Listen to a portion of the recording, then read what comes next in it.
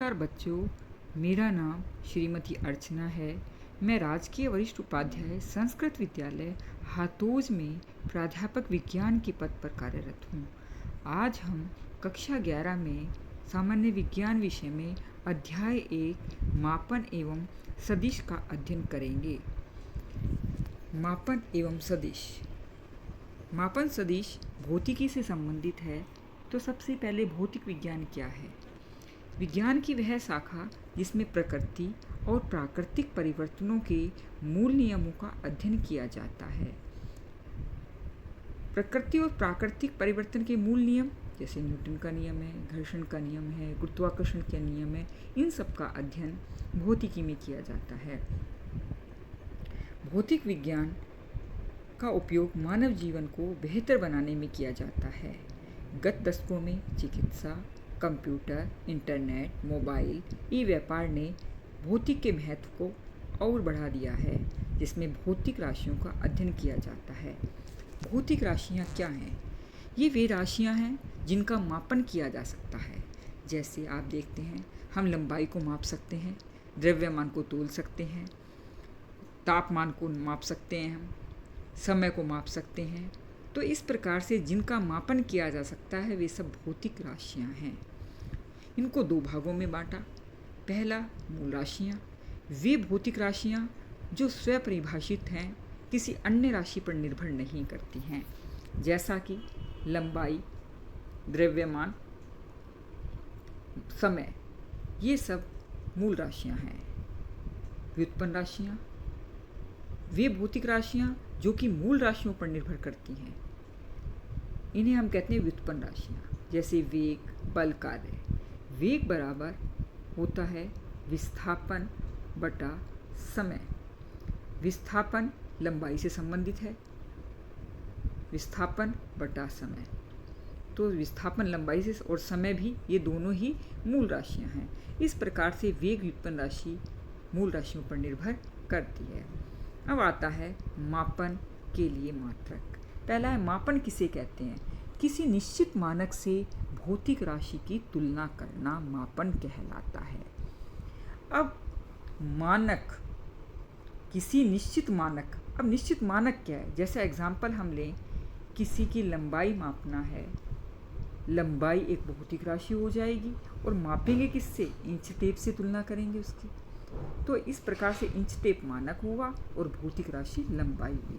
तो किसी निश्चित मानक से भौतिक राशि की तुलना करना मापन है। अब आता है मात्रक। क्या आता है? मात्रक क्या है? तो मापन के लिए बनाए गए मानक को मात्रक कहते हैं। जैसे लंबाई मापनी है, मान लीजिए लंबाई है 15 मीटर, तो यहाँ पर 15 मीटर, तो मानक जो भी मात्रक है वो क्या है इसमें? मीटर। इसके बाद आता है आंकिक मान। आंकिक मान क्या है? किसे कहेंगे आंकिक मान? तो आंकिक मान एक संख्या होती है, जैसा कि यहाँ दे रखा है 15 किलोमीटर, ये संख्या है। संख्या होती है मात्रक यूज कितनी बार किया गया। इस संख्या में ये पता लग रहा है कि ये मात्रक कितनी बार काम में लिया गया। किलोमीटर कितनी बार काम में लिया गया? 15 बार। तो ये 15 क्या है? आंकिक मान। और पीछे क्या है? मात्रक। किलोमीटर मात्रक हुआ। तो कितनी बार काम में लिया किलोमीटर को? 15 बार। अब आता है इसमें कि आंकिक मान और मात्रक का क्या संबंध है। जैसा कि हम देख रहे हैं 15 किलोमीटर, इसको मीटर में बदलते हैं तो आंकिक मान बढ़ रहा है। इसी तरह से 15,000 मीटर को हम सेंटीमीटर में बदलेंगे तो 2 जीरो और बढ़ जाएंगे। तो आप क्या देख रहे हैं? लगातार आंकिक मान बढ़ रहा है, लेकिन किलोमीटर जो है मात्रक वह बड़ा है, मीटर उससे छोटा है, सेंटीमीटर उससे छोटा है। यानी कि आंकिक मान बढ़ रहा है, लेकिन मात्रक क्या हो रहा है? घट रहा है। तो ये एक दूसरे की क्या है? व्युत्क्रमानुपाती हुए। इस तरह से ये एक दूसरे के व्युत्क्रमानुपाती हैं। यहाँ पर म्यू जो है वह आंकिक मान है और म्यू जो है वह मात्रक है और n आंकिक मान है। n क्या है? आंकिक मान। तो मात्रक और आंकिक मान एक दूसरे के व्युत्क्रमानुपाती हैं। इसके बाद आता है भौतिक राशियों को दो भागों में विभाजित किया गया है। भौतिक राशियाँ आपने अभी पढ़ी, मूल राशियाँ और व्युत्पन्न राशियाँ। इसी तरह से इनके मात्रकों को दो भागों में बांटा है। एक है मूल मात्रक और दूसरा है व्युत्पन्न मात्रक। अब मूल मात्रक क्या है?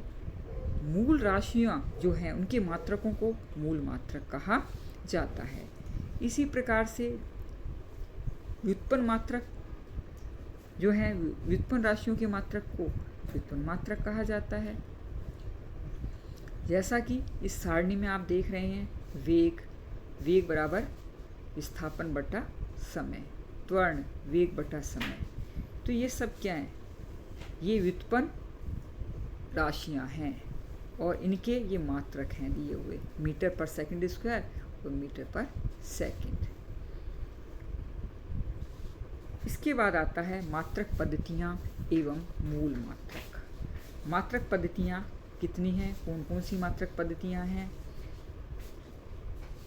मात्रक पद्धतियाँ 4 प्रकार की हैं: MKS, CGS, FPS और SI। ये मात्रक पद्धतियाँ हैं। MKS जिसमें द्रव्यमान को किलोग्राम में, लंबाई को मीटर में और समय को सेकंड में। CGS में लंबाई को सेंटीमीटर में, द्रव्यमान को ग्राम में और समय को सेकंड में। FPS में लंबाई को फुट में, द्रव्यमान को पाउंड में और समय को सेकंड में। अब आती है अंतर्राष्ट्रीय पद्धति जिसको SI कहा जाता है, जिसमें MKS पद्धति की तरह से ही लंबाई मीटर और द्रव्यमान किलोग्राम और समय सेकंड में होता है, लेकिन इसमें इसके अलावा ताप, विद्युत धारा, प्रकाश का प्रतिबिंब तीव्रता आदि को भी जोड़ दिया गया है। जैसे ताप का मात्रक केल्विन है, धारा का मात्रक एम्पियर है।